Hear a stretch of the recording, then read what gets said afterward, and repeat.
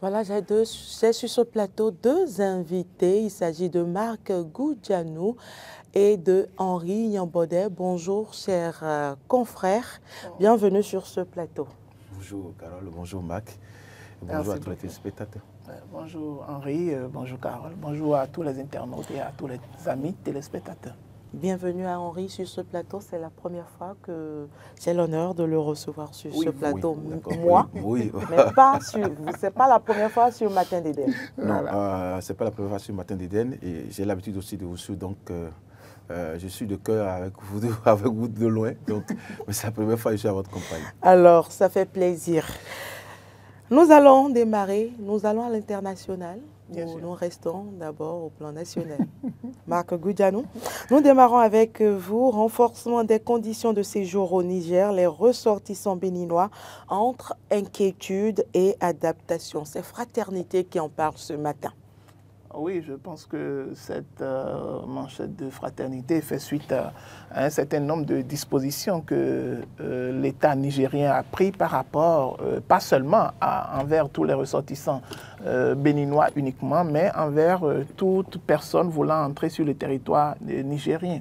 Et cela se comprend dans la mesure où la menace djihadiste est permanente chaque fois et donc il faille quand même trouver un mécanisme quand même pour limiter également les entrées sur le territoire nigérien et ça fait partie des réformes sûrement que le président Tiani a pris afin de pouvoir limiter au moins les entrées frauduleuses au niveau de la frontière. Il y a un certain nombre de dispositions qui ont été énumérées dans cette prise de décision en ce qui concerne le titre de séjour également et il y a des coûts afférents. Je pense que ce que craint en réalité les ressortissants béninois là-bas, c'est que la décision, ils n'étaient pas préparés à cette décision. Et donc du moment où c'est venu du jour au lendemain, ça va bouleverser un peu leurs finances et également ça va bouleverser un peu les habitudes où les entrées étaient si libres.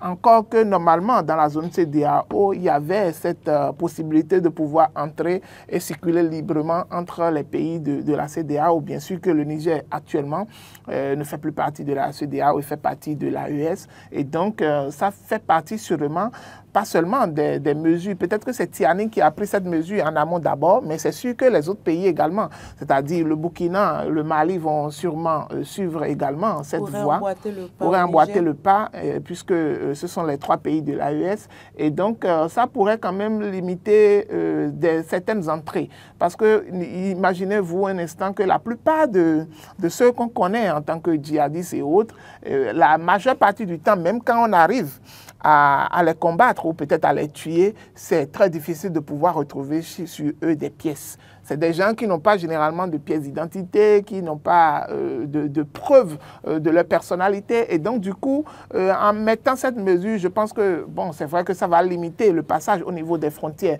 de façon formelle, mais sûrement de façon informelle, ils vont trouver les voies et moyens d'y entrer. Et donc, comme c'est une mesure sécuritaire, on ne peut pas s'en plaindre.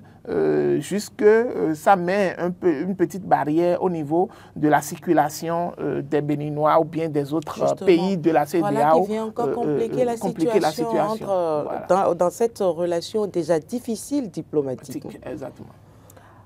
Henri Nyambodé. Non, écoutez, moi je ne condamne pas l'administration nigérienne qui a fait sortir donc, cette ordonnance-là. Quand vous êtes un pays sérieux, il faut quand même que ceux qui sont sur votre territoire, que vous ayez une idée donc, de ces personnes-là. Et Marc l'a fait, elle a bien fait donc, de le signaler. Aujourd'hui, les djihadistes ne sont pas des étrangers seulement, mais il y a également les gens qui sont sur le territoire. Et donc, il faut avoir une idée sur ces personnes-là qui vivent sur votre territoire.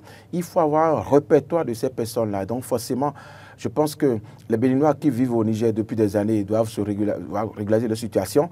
Quand on parle de permis de séjour ou bien autre chose qui sont ces conditions décrétées par cette ordonnance-là, je pense que les Béninois, pour ne pas être considérés comme persona non grata sur le territoire du Niger, doivent formaliser leur séjour ou bien leur entrée donc, sur ce territoire-là. Je pense que les autorités nigériennes ont bien fait de commencer par prendre des mesures parce qu'aujourd'hui, vous savez ce qui se passe là, il faut déjà que même au Bénin, entre-temps, le Bénin donc, avait sorti un registre donc, pour enregistrer les étrangers qui viennent. Mais combien de nos chefs quartiers arrivent à faire remplir cette formalité-là aux étrangers qui sont sur le territoire? Donc aujourd'hui, je pense que le Niger, même si c'est arrivé tardivement, on doit lui emboîter le pas et arriver donc à cette ordonnance-là également pour voir qui sont ceux qui sont sur le territoire.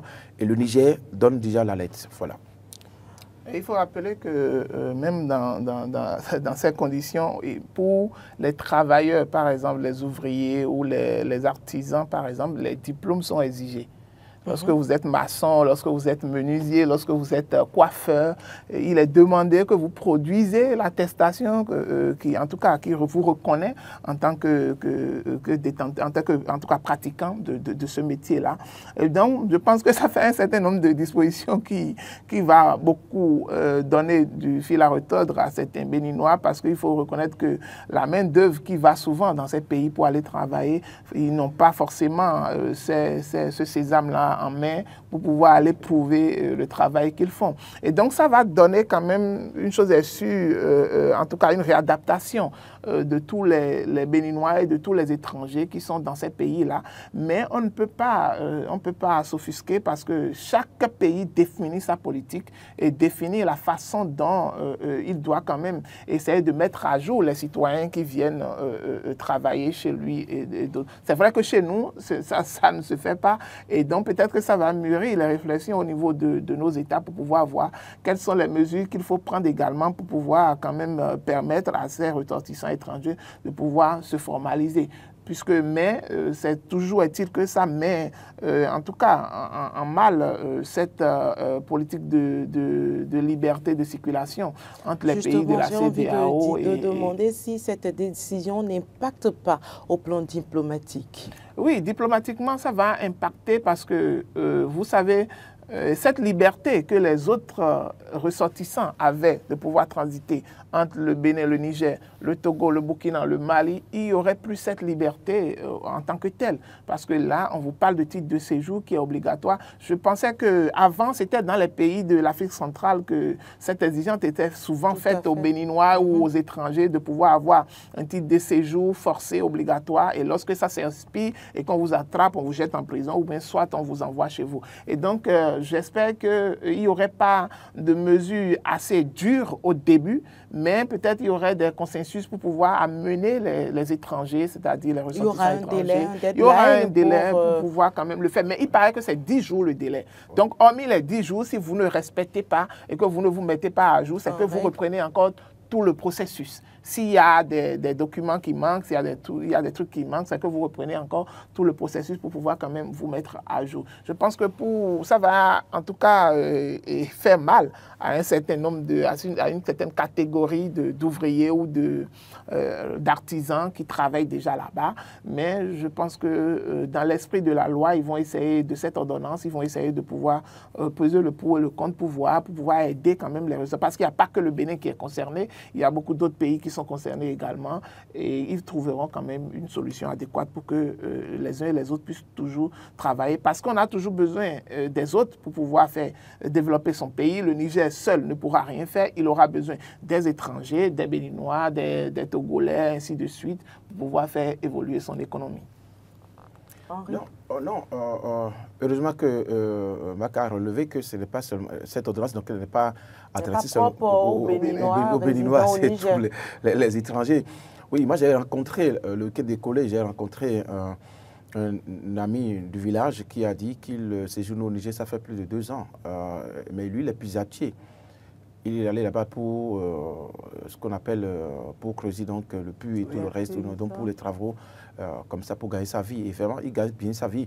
Et donc, si vous êtes sur le territoire et que vous voyez que, oui, ce que vous engrangez comme économie désormais sur ce territoire-là, ça vous permet de continuer de vivre. Pourquoi ne pas remplir ces formalités-là? Mais l'autre chose, c'est que, vous savez, le Niger désormais est dans une autre dynamique avec les autres pays. Et donc, forcément, il faut comprendre la politique étrangère désormais du Niger qui oui, à un moment donné, pense que seul, en tant que, il peut, le pays donc seul peut évoluer sans l'apport des autres. Mais il arriverait donc un jour où ils vont chercher donc cette ouverture-là sur d'autres pays, sur d'autres nations. Parce que quand on parle des étrangers, oui, il y a également des frères du Niger qui sont sur d'autres territoires, qui ne vivent pas les mêmes calvaires, qui ne vivent pas vivre les mêmes calvaires que ceux qui sont sur le territoire aujourd'hui, à qui on demande de se formaliser. Bon, de toute façon, ce qui est sûr, ils ont pris une décision, ils ont même mis des garde-fous pour qu'il n'y ait pas de complicité au niveau de l'administration. Donc, c'est dit que cette mesure-là sera suivie de près, comme du lait sur le feu, par les autorités nigériennes. Je pense qu'il serait bon pour nos amis, pour nos frères béninois qui sont sur le territoire, bien évidemment, du Niger, de se formaliser et pour vivre en paix avec les autorités. Moi, je me dis, Marc, qu'avec cette décision, l'ouverture des frontières n'est pas pour demain.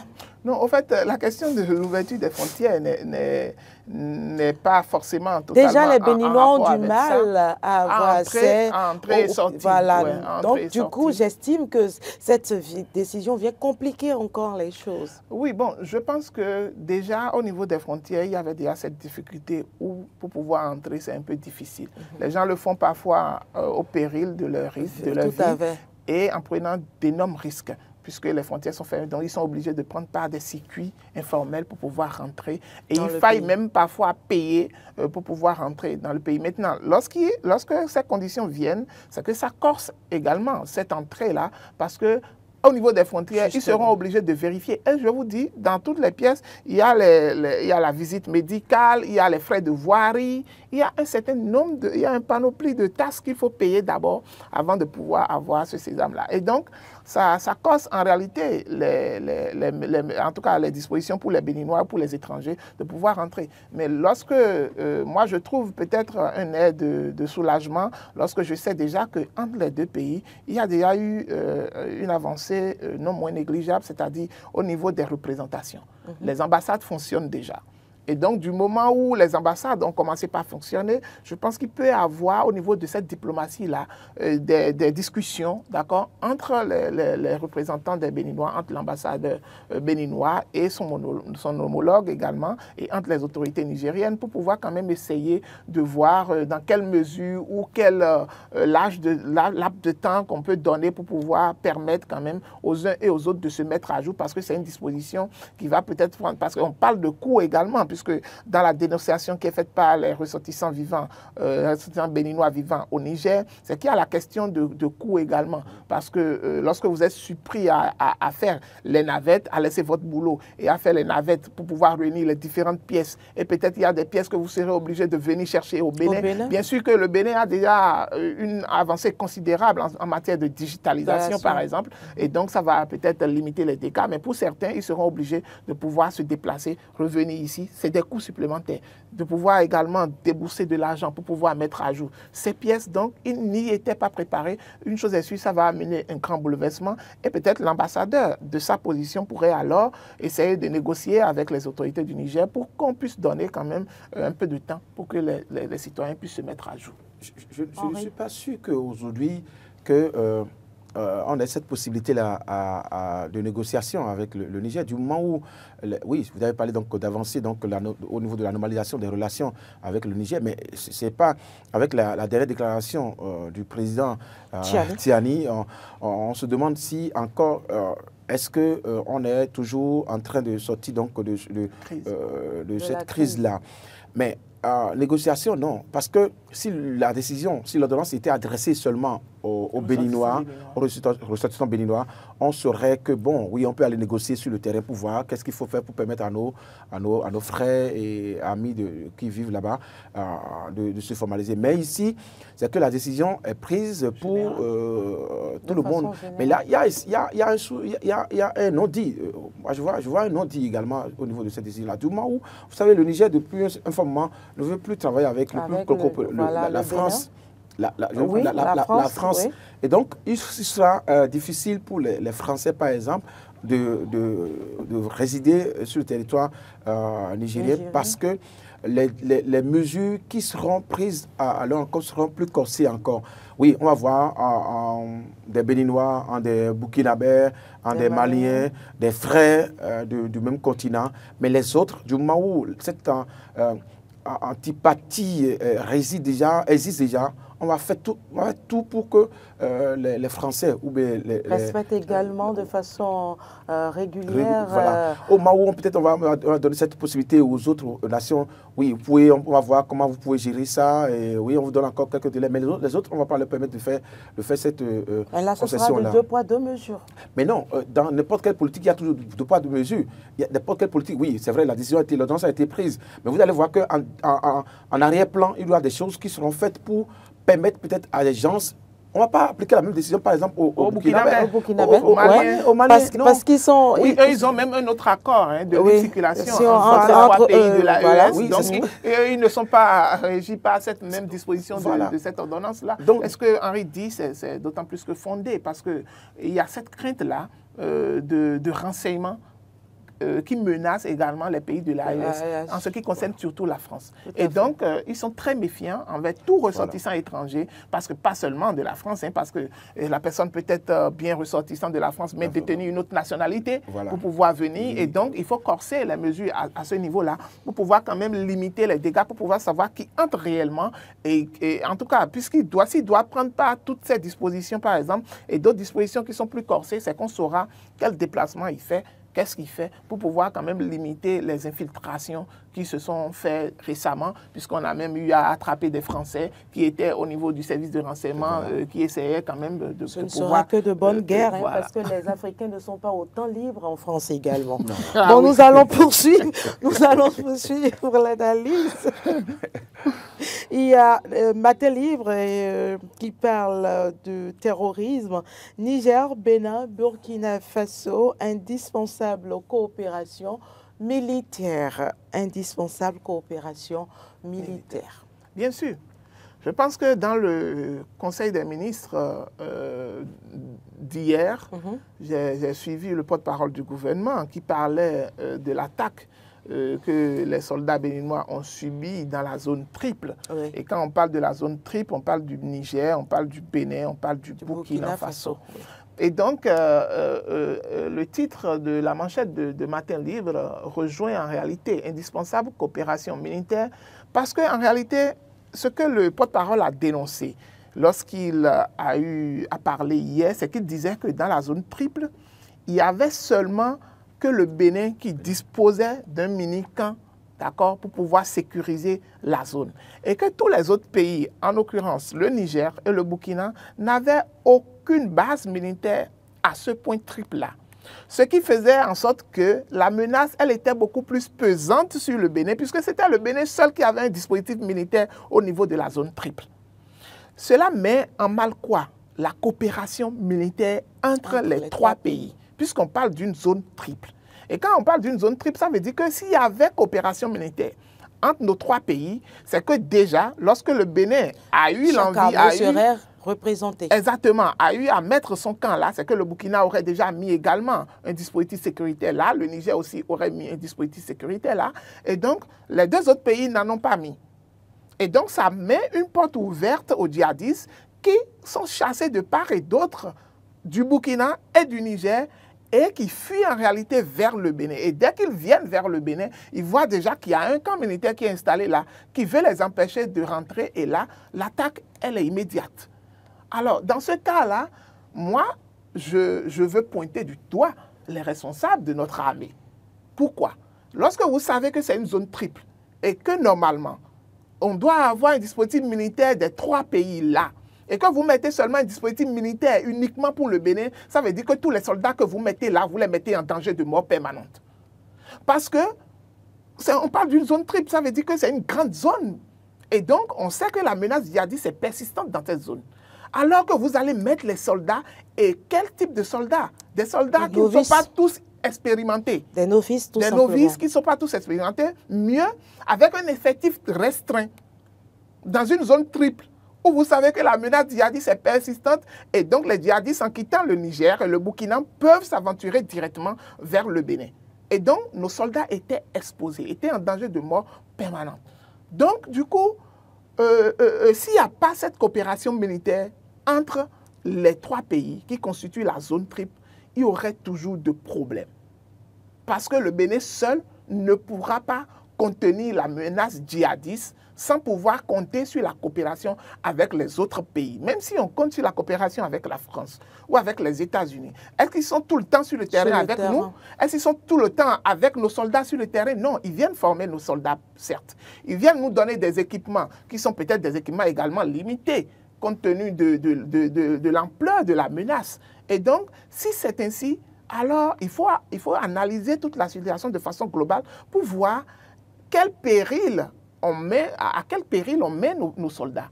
Et donc, s'il n'y a pas cette coopération, je pense que le problème va toujours rester. Parce qu'actuellement, maintenant, ce mini-camp, par exemple, ça n'existe plus dans la zone triple. Parce que ça a été dégagé par les djihadistes totalement. Pour pouvoir maintenant réimplanter une nouvelle base là maintenant, ce serait dans quelles conditions? Est-ce qu'on va le faire également seul, en ne comptant pas sur la coopération avec les autres pays?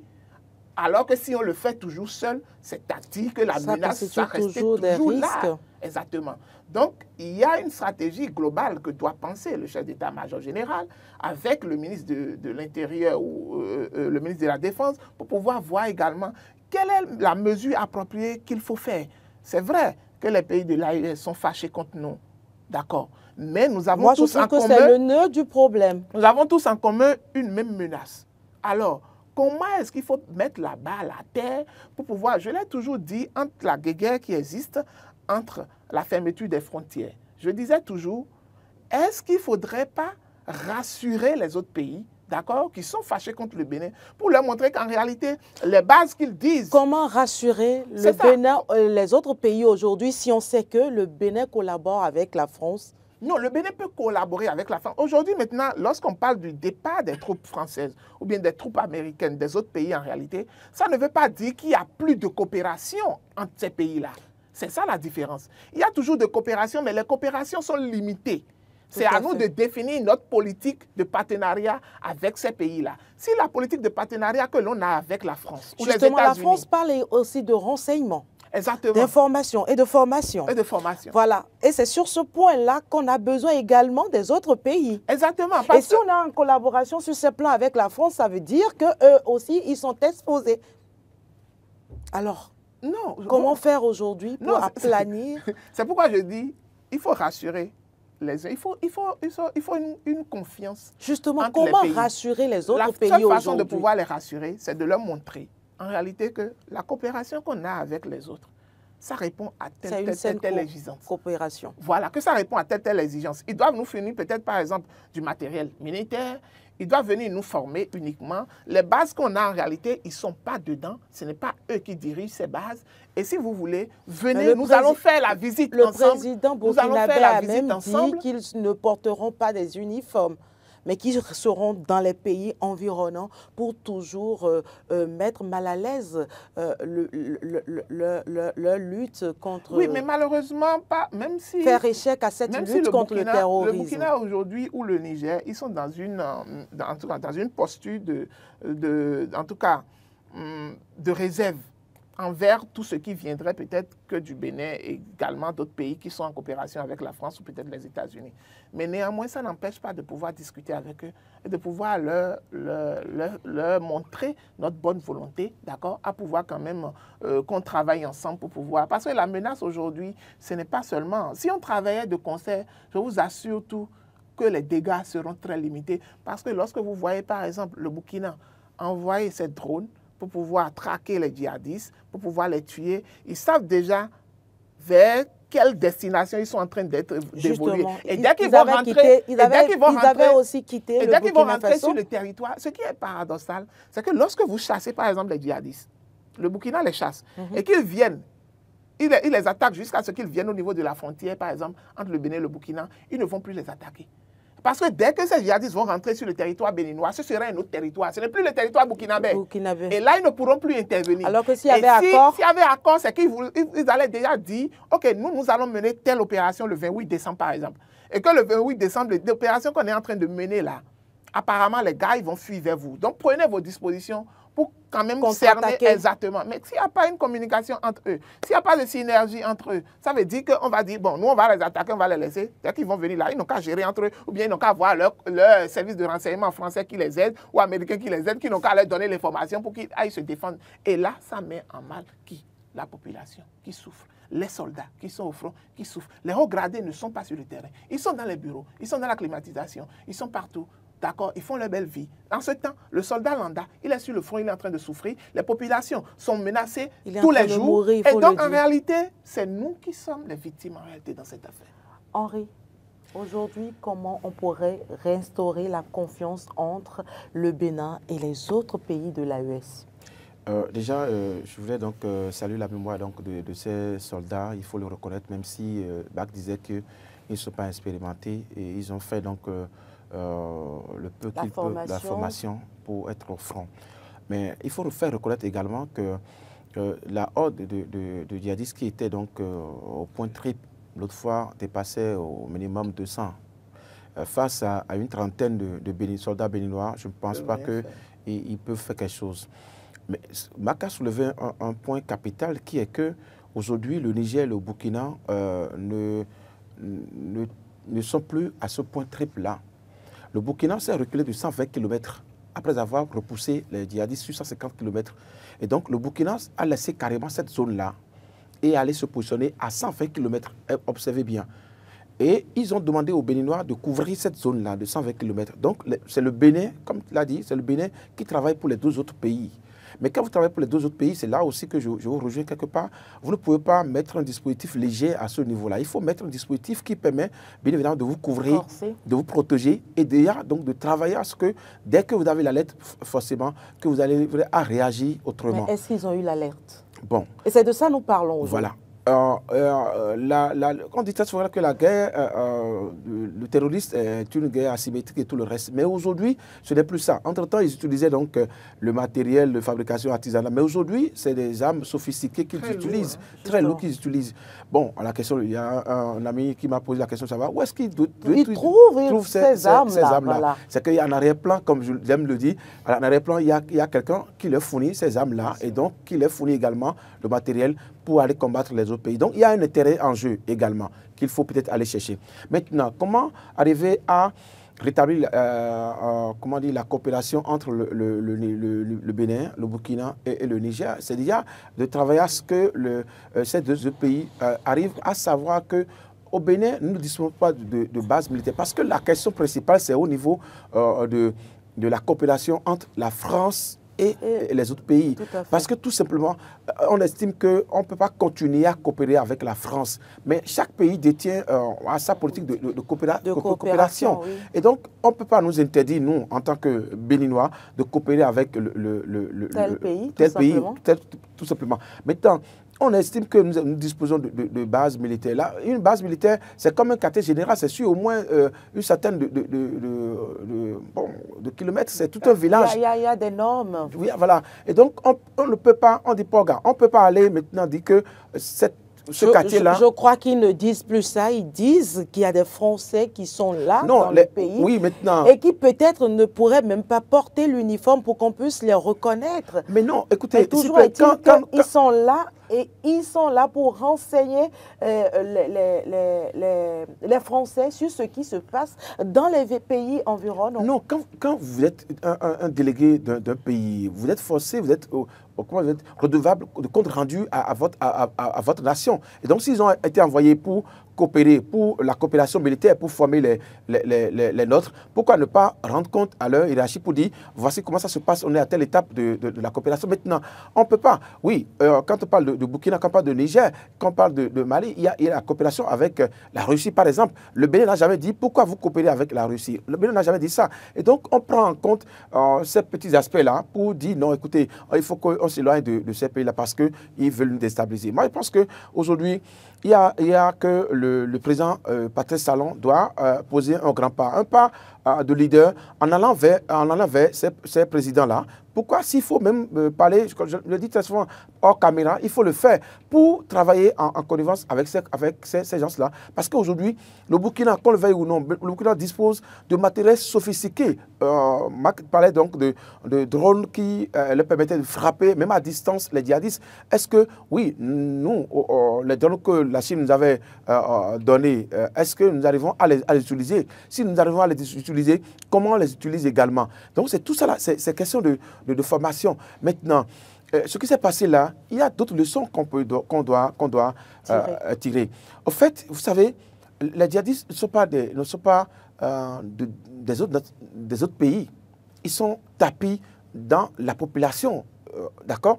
Et vous avez, il y a une vidéo qui circule là, je ne connais pas, je n'ai pas encore vérifié, mais qui dit que non, nous, on est prêts pour combattre le Bénin. Mais dès que, on le dit, on parle en Dendi, on parle en Bariba, c'est-à-dire que c'est la langue du Bénin. Donc ce sont les Béninois même qui ont été recrutés, enrôlés dans cette affaire-là pour combattre le Bénin. Donc il faut déjà travailler également sur la coproduction sécuritaire. Il faut travailler également sur le fait que les gens doivent savoir que... La collaboration entre la population et les forces de l'ordre. Parce que n'importe comment, ils n'ont pas le don pour savoir que, oui, les djihadistes viennent du Niger et ils viennent du Burkina. Mais ils sont surpris.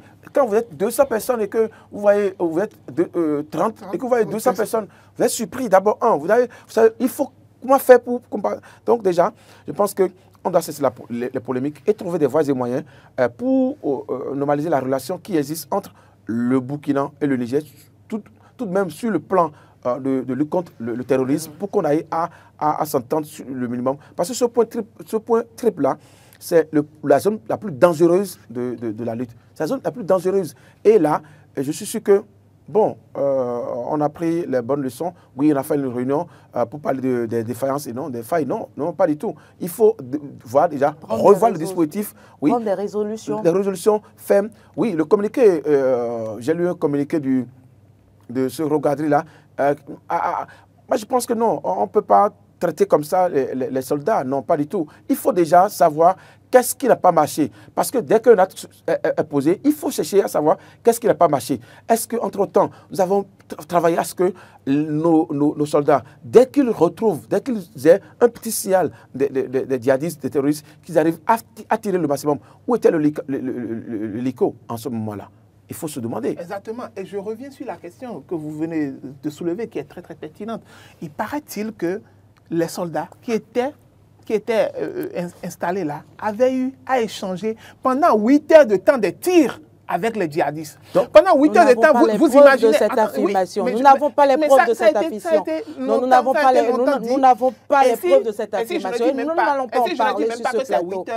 Même s'ils ont eu à prendre autant de temps à échanger des tirs avec les djihadistes et que l'armée n'a pas pu trouver une réaction prompte et automatique pour pouvoir envoyer de renforts, ne serait-ce un renfort. Oui, nous n'avons pas les je vous comprends. Nous n'avons pas les preuves. Nous n'allons pas aller dans ce sens. Ce que soulève Marc, c'est la réaction prompte. Justement, c'est une expérience. Ils ont appris forcément de tout ce qui s'est passé. Oui, mais et les responsabilités ont été forcément situées au cours de ces rencontres-là. Donc aujourd'hui, je pense que des décisions seront prises pour qu'à l'avenir, ça ne se reproduise oui, justement. pas. Et nous, notre rôle, c'est d'attirer leur attention au fait, sur le fait que mais on ne fera pas des affirmations sur ce même si éventuellement les soldats sont mis à disposition, il faut qu'on pense à des plans A, des plans B, des plans C, pour qu'à un moment donné, et même Z s'il le faut, si à un moment donné les soldats sont attaqués. Nous allons passer à autre information. Attendez, Carole, qu'est-ce qui constitue en réalité la crainte au niveau de la coopération entre la France et les États africains? C'est parce que, vous savez, la France était là longtemps. Au Niger, au Burkina, au Mali. Mais cela n'a pas diminué la menace terroriste au niveau de ces États-là. Et donc, on se pose la question de savoir si éventuellement nous avons réellement une coopération avec vous. Et que, normalement, cela devait nous aider grandement à pouvoir limiter les dégâts au niveau de cette menace. Et que pendant toutes ces années où vous êtes restés là, il n'y a pas eu d'avancée ça pose problème. Quelle est, au contraire, la menace est accentuée. Et là, on se pose la question de savoir, mais vous avez des statistiques. Quel intérêt alors nous avons des statistiques? Quel intérêt nous avons à coopérer alors avec vous? Et mieux, c'est que la plupart des Français, des soldats français qui avaient des bases dans ces pays-là, se préoccupaient plus de la sécurisation de leurs intérêts au niveau de ces pays que de la sécurisation du territoire national de ces pays-là. Et donc, c'est ça qui a fait que tous ces pays aujourd'hui ont cette tendance. Nous allons aborder un autre sujet, Marc. Avec la complicité de Marcel, nous allons retrouver Visa Info. Visa Info qui parle de la mise en place du comité d'investigation sur l'ampleur et l'impact des actes de l'ancien vice-président du parti politique BR, Samou Seydou Adambi. Les chances de retrouver son siège de député hypothéqué, c'est une interrogation. Henri. Ben, écoutez, oui, hypothéqué, on peut répondre par l'affirmation. Oui, parce que déjà que le processus est lancé, c'est qu'il y a des sanctions qui l'attendent. Et déjà, il faut aussi dire que la prison, les portes de la prison donc, clignent déjà les yeux à Samou Adambi. Parce que quand on sait comment ça se passe, on sait comment ça finit également, cette affaire-là. Et dès que on commence comme ça, oui, c'est pas qu'on s'est limité après sa sanction avec son parti politique, après sa sortie du gouvernement. Mais il y a eu un comité. Le comité va travailler à relever là où il y a des dysfonctionnements, à relever les comités qui ont été mis en place. Parce qu'aujourd'hui, c'est quoi? Qu'est-ce qui pose problème? Il faut dire ça aux téléspectateurs. C'est que Samou Adambi a estimé qu'il peut fait partie donc du duo 2026, ce qui gêne. Parce que sans l'accord de son parti politique, parce qu'il se dit peut-être qu'il a... Vous avez la preuve de ces affirmations? Non, c'est ça, c'est ce qui s'est passé. Parce qu'il il veut être candidat aux élections. Ils n'ont pas donné de raison. Ma chère Carole. Ils n'ont pas donné de détails dans leur communiqué. Non, dans leur communiqué. Dans leur communiqué. Oui, mais ils ont dit qu'il a eu à mener des actions. Le communiqué qui le suspendait ne donnait pas d'informations sur les fautes précises. Voilà, précises sur les fautes qu'on lui reprochait. Mais dans la suite, si vous fouillez bien... Oui, même dans le comité qui a été installé, ça a été dit dedans. Vous êtes journaliste, oui, le porte-parole, oui, voilà. une enquête. Oui, est-ce que vous avez la preuve? Le porte-parole du parti qui a été nommé Bombadé, ministre conseiller, l'a dit dans son interview que parce qu'il a déclaré sa candidature pour les élections de 2026, alors que son parti politique, le BR, n'a jamais fait un travail sur ça. Encore, c'est à 6 mois que les tests autorisent une telle déclaration. Et donc, pour moi, il y a question de discipline de groupe, il a failli quelque part. Mais qui connaît Patrice Talon, qui connaît le dispositif qui est mis en place aujourd'hui au niveau des partis politiques pour ne pas laisser les gens arriver à cette escalade-là, Adambi devrait se dire que, attention, ce que je fais là, c'est dangereux pour moi. Il ne devait pas aller, par exemple, regrouper les gens pour dire, écoutez, je veux être président, donc je veux que vous commencez pas à travailler pour moi. Du moment où cette affaire avec Olivier Bokor est encore devant la juridiction, et donc le procès va s'ouvrir le 21 prochain. Donc il devait déjà savoir que, attention, ce que je fais là, c'est grave. Maintenant, pour le comité va travailler à montrer que, oui, Adambi n'a pas respecté les dispositions, le règlement intérieur du parti. Et quand on respecte les dispositions du parti, on peut même arriver à lui flanquer des sanctions qui va dépasser donc l'entendement. C'est-à-dire qu'on peut même lui trouver des... Mais on l'a déjà suspendu. On l'a sorti du gouvernement. C'est pas fini. Oui, c'est parce qu'il est sorti du gouvernement parce qu'il a été désigné il a porté donc, le titre de militant BR, et en tant que tel, il a été nommé ministre au sein du gouvernement. Mais vous allez voir la suite. La suite, c'est que Adambi va se retrouver au creux de la vague. Je ne lui souhaite pas ça. Mais non, allez-y, Marc. On est en train juste de parler de la réalité politique. On pose déjà les pas. On est en politique, on pose déjà des pas. Et vous savez, au niveau du comité qui est installé, il y a un certain nombre de dispositions qui ont été citées ou un certain nombre de mesures que doit prendre le comité. En un, on dit Identifier les structures parallèles qui ont été mises en place. Structures parallèles liées à quoi? La première question. D'évaluer l'ampleur des activités de ces structures. Voilà. D'identifier les responsables de tout niveau du parti impliqués ou complices de cette dérive. Donc, d'analyser les impacts de cette dérive sur le parti, de proposer au secrétaire exécutif du Bureau national des sanctions appropriées à l'encontre de l'intéressé. Ça veut dire que les sanctions ne sont pas... Oui, même ceux qui sont complices, qui sont dans le parti, qui sont même des responsables du parti, qui sont complices, seront sanctionnés également. Adami ne travaillerait pas seul. Exactement. Et donc, on dit, c'est le parallèle. La question, elle est vraiment très primordiale et moi, je trouve que les jours à venir vont nous donner de belles surprises. De belles surprises parce que je ne suis pas politique. Donc, ils vont nous donner de belles surprises, ils vont nous donner de la matière à parler. Donc, moi, je me dis, déjà, vous voyez tout ce qui a été mis en place. Le comité n'a que 5 jours. Et donc, d'ici là, le comité va livrer son travail. Ça veut dire qu'avant même que le comité ne puisse commencer cette investigation, c'est qu'ils ont déjà des informations. On a publié ce communiqué. Et on sait déjà même qu'il y a des responsables dans le parti qui sont complices de ces agissements. Et donc, soyez sûrs. Et forcément qu'ils vont payer également le prix. Exactement. Donc, d'ici quelques jours là, vous allez entendre des noms de quelques responsables encore du parti qui seront mêlés à l'affaire. Il ne s'agira pas seulement d'Adambi.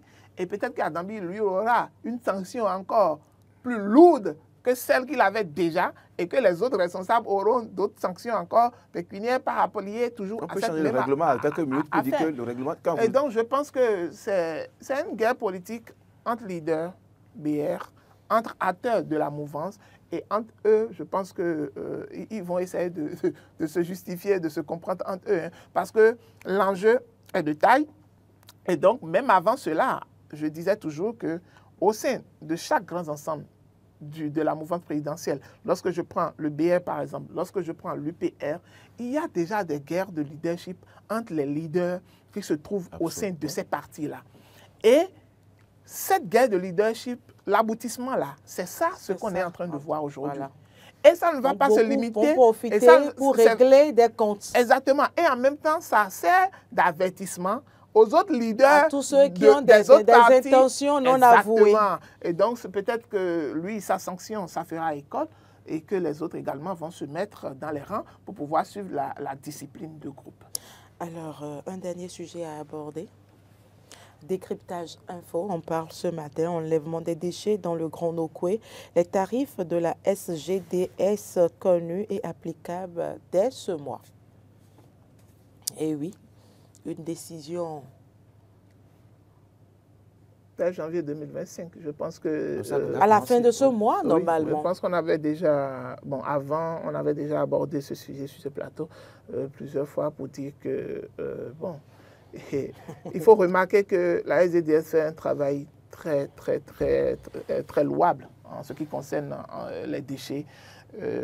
Parfois même, je suis même allé jusqu'à féliciter ces agents qui sont sur le terrain et qui sont confrontés à d'énormes risques en ce qui concerne la santé, parce que c'est eux qui sont au contact des déchets. Et donc, il faut que leurs conditions de travail soient revues et qu'ils bénéficient également du matériel adéquat pour leur sécurisation, pour leur santé, pour pouvoir mieux faire leur travail avec les risques énormes qu'ils prennent, d'accord? Et donc, pour cela, on a besoin de moyens et je pense que il faut que les citoyens également participent déjà à la chose. C'est vrai qu'on participe déjà à la chose à partir, parce qu'on avait parlé d'un prélèvement au niveau des factures qui permettait également de couvrir la gestion des déchets.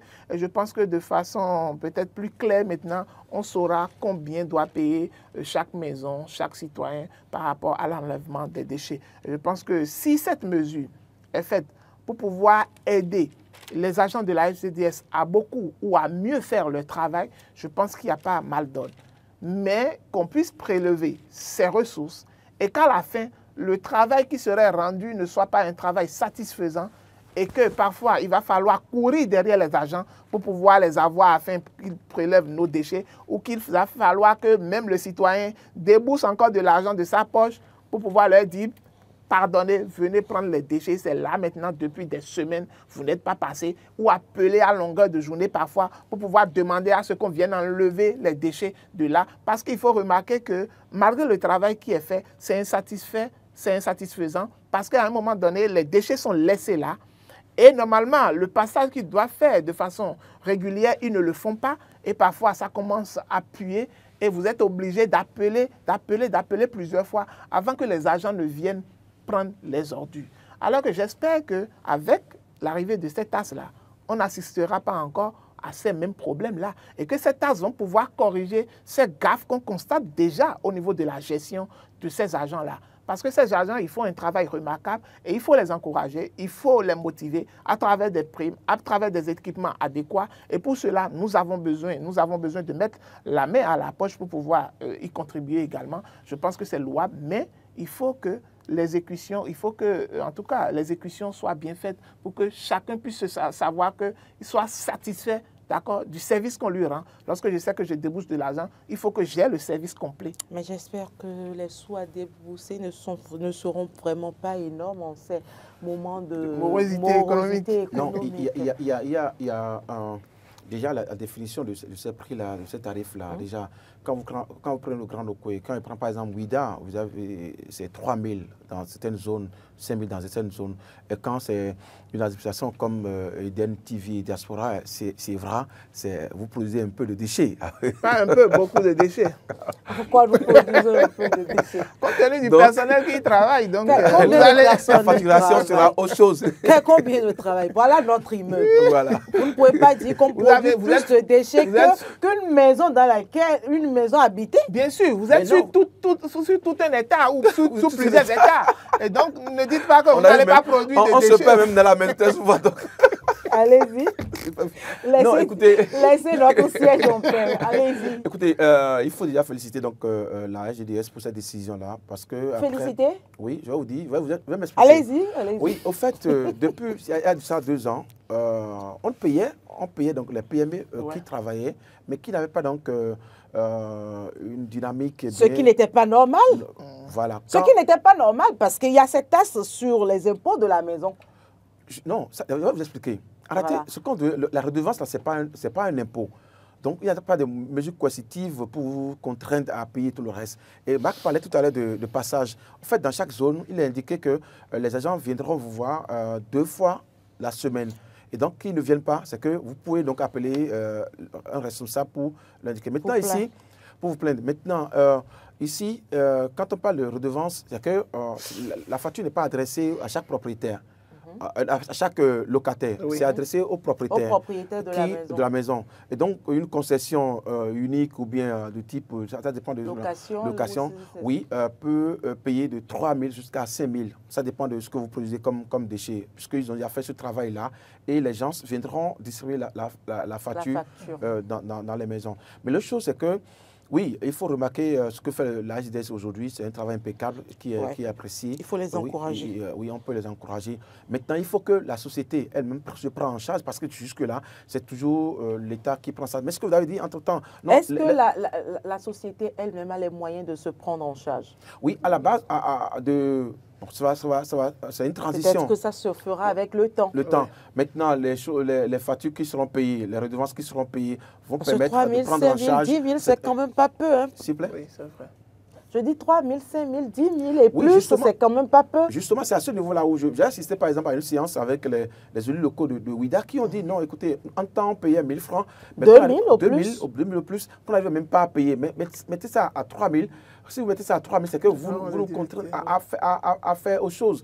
Encore que ce n'est pas mis sur la facture, comme tu l'as dit, ce n'est pas mis sur la facture, les factures de SBU ou bien de SUNEB, c'est que vous payez directement. Vous payez directement. Ils amènent la facture, vous payez, vous avez un reçu en retour? Non, ce n'est pas l'agent qui vous donne la facture, il vous remet la facture, mais lui pas. S'il ne prend pas ça... il y aura un autre service de recouvrement. C'est en ligne. Donc, aucun agent de la SGDS pourrait se présenter pour dire « Je viens prendre les redevances chez vous ». Non, ça c'est... Vous pouvez appeler le commissaire de Bolo du Bépoul. Ou de Calavi, ou de là où vous trouvez le moyen de le retenir, vous appelez, on vient le chercher. Donc, c'est à payer en ligne. Il y a une plateforme, je crois. Je n'ai pas le numéro en tête. Mais déjà... c'est au niveau du coût. Oui, c'est vrai qu'il faut commencer par payer quelque chose, mais c'est au niveau du coût. Le coût, 3 000 pour une maison, pour un béninois, 5 000 pour certaines personnes, c'est déjà trop. Et si, malheureusement, ils ont pris l'acte et ça va être mis en application à partir de la fin de ce mois. Mais déjà, il faut reconnaître que ailleurs, si vous ne payez pas, par exemple, si vous ne payez pas, toutes mes excuses, je prends l'exemple de la France, quand vous allez prendre par exemple la de naissance de votre enfant, on va voir si vous avez payé déjà, vous avez payé la redevance. Si vous ne payez pas, on vous dit d'aller payer d'abord avant de venir prendre. Donc il y a ces dispositions qui obligent le citoyen, qui forcent la main aux populations. Parce que ici, la JDS n'a aucune... n'a pas de mesure coercitive pour obliger les citoyens, la pression comme la SBE peut venir couper le compteur pour mettre dans le noir et vous allez courir pour aller payer. Mais après, non. Donc, la SGDS, pour l'instant, puisque n'a pas cette... J'espère que ce n'est pas assujetti à des pénalités. Merci à vous, Henri. Merci, Marc Goudianou, pour ces détails apportés sur ce plateau.